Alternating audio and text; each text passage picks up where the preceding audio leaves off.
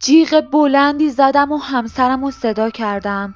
اون اومد و وقتی که دید بچم عین گچ سفید شده حسابی ترسیده بود و اومد هر چقدر که سعی کرد اونو نجات بده اما نتونست. سلام، من مائده هستم و اینجا کانال سرزمین داستان هاست. قبل از اینکه داستان امشب رو براتون تعریف کنم حتما این ویدیو رو برای دوستاتون بفرستین و با لایک و سابسکرایب کردن از من حمایت کنید.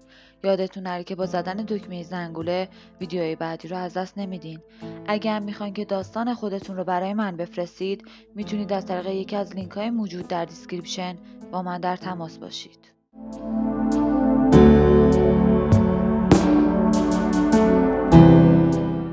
داستانی که میخوام براتون تعریف کنم در مورد مادر بزرگم هست و برای وقتی که هنوز زنده بود. اون همیشه به همون میگفت من یه جن عاشق دارم که همیشه دنبال منه و دیوانوار عاشق من شده و همش در حال اذیت کردن منه. اون میگفت مدام لباسام گم میشدن و همش منو اذیت میکردن. وقتی که میخواستم بخوابم همش یه صدایی شبیه زمزمه توی گوشم میپیچید اما هیچ کسی اطرافم نبود. یا حتی یه بار صدای خواهرم رو به واضحی شنیدم اما میدونستم که اون توی خونه نیست. ولی وقتی که اطراف رو نگاه میکردم و دوباره گوش میدادم اون صدای خواهرم توی گوشم میپیچید.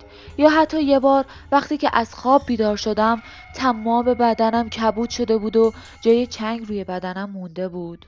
دیگه همه میدونستن که توی خونه ما یه جن هست و به اصرار اونا ما رفتیم پیش یکی از دعانویسای معروف شهرمون.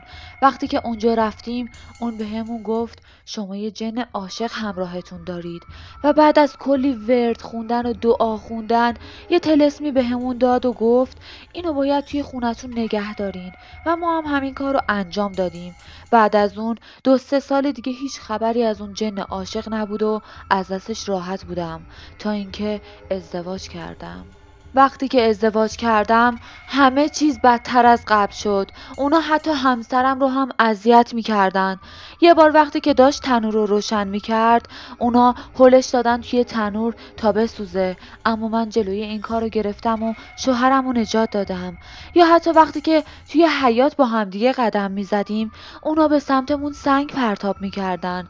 همه چیز همینجوری هی داشت بدتر و بدتر میشد و من میون همه این اتفاقات باردار شدم و وقتی هم که باردار شدم بدتر از قبل همه اتفاقات زیاد شده بود. من همش میترسیدم نکنه بلایی سر بچم بیارن. به خاطر همین بیشتر از قبل حواسم به خودم بود تا اینکه بلایی سرم نیاد. اما بعضی وقتا حس میکردم وقتی که دارم از پله ها میام پایین یه نفر انگار داره سعی میکنه که منو بندازه پایین و هلم میده. اما خیلی جلوی خودم رو گرفتم و از خودم مراقبت کردم. انگار اونا میخواستن که بچه‌ای که توی شکمم هست رو بکشن.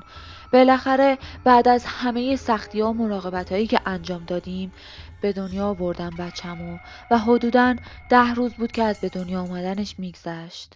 یادم اون روز گذاشته بودمش توی قنداق و روی تشک صاف دراز کشیده بود و دور تا دورشم بالش چیده بودم که یه موقع برعکس نشه و نفسش قطع بشه. برای چند ثانیه رفتم توی آشپزخونه تا غذا رو چک کنم اما همین که برگشتم دیدم بچم برگشته و نفسش قطع شده و صورتش عین گچ سفید شده. جیغ بلندی زدم و همسرم رو صدا کردم. اون اومد و وقتی که دید بچم عین گچ سفید شده حسابی ترسیده بود و اومد هر چقدر که سعی کرد اونو نجات بده اما نتونست. اون روز بچم فوت شد و دیگه هیچ وقت من بچه‌ای نداشتم تا اینکه پدر تو رو به دنیا آوردم. قبل از اینکه پدر تو رو به دنیا بیارم رفتم پیش یه دعانویس دیگه و همه ماجرا رو براش تعریف کردم.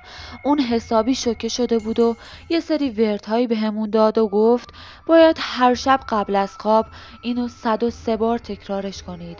ما همین کارو کردیم و بعد از چند مدت خیلی همه چیز خوب شده بود و دیگه هیچ اتفاقی نیفتاد و تونستیم به خوبی و خوشی پدر تو رو به دنیا بیاریم و بزرگش کنیم. وقتی مادر بزرگم همه اینا رو برامون تعریف میکرد، ما به خاطر سن کممون اصلاً باورمون نمیشد و فقط به شوخی گرفته بودیم. حتی چندین بار پدرم از یه سری اتفاقات برامون گفته بود، ولی بازم اهمیت نمیدادیم، تا اینکه من توی 17 سالگی یه سری اتفاقات برام افتاده و فکر میکنم که جن عاشق دارم و همه اون اتفاقاتی که برای مادر بزرگم افتاده بود کم کم داره برای منم میفته. وقتی برای پدرم همه ماجرا رو تعریف کردم، اون سری رفت از گاف صندوق خانوادگیشون همون وردایی که مادر بزرگم میخوند و نجاتش داد رو سری آورد و به هم گفت باید همه این دعاها رو هر شب قبل از خواب 103 بار بخونی و من برای چند مدت این کار رو انجام دادم و واقعا از دست اون جن عاشق نجات پیدا کردم و راحت شدم. دوستای عزیزم، امیدوارم که از این داستان خوشتون اومده باشه. حتما نظرتون رو توی کامنت ها برام بنویسید و توجه داشته باشید که هیچ مدرکی برای اثبات واقعی بودن این داستان وجود نداره و این یکی از خاطرات ترسناکیه که شما برای من فرستادید. ممنون میشم که این ویدیو رو برای دوستاتون بفرستین و با لایک و سابسکرایب کردن از من حمایت کنید. یادتون نره که با زدن دکمه زنگوله ویدیوهای بعدی رو از دست نمیدین. اگر میخواین که داستان خودتون رو برای من بفرستید، میتونید از طریق یکی از لینک های موجود در دیسکریپشن با من در تماس باشید. تا ویدیوی بعدی، خدا نگهدار.